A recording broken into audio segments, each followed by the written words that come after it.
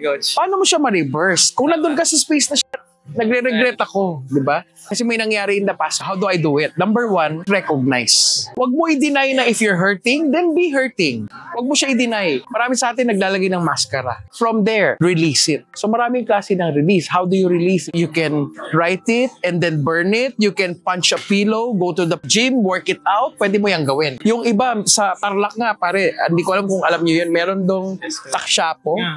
Yung restaurant na meron ka pwedeng bilhin na baso para ibato dun sa wall, para magbasag ka. That's release work. Once na-release mo siya, na-recognize mo siya, the third is what? Reframe.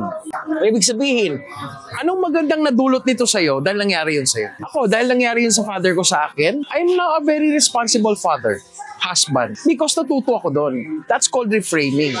And then lastly, dahil ikaw naman na nakaintindi, ikaw mag-rebuild ng relationship. Kasi hindi naman sila ang nag-seminar, ikaw naman di ba? So ikaw magdala nun sa relasyon.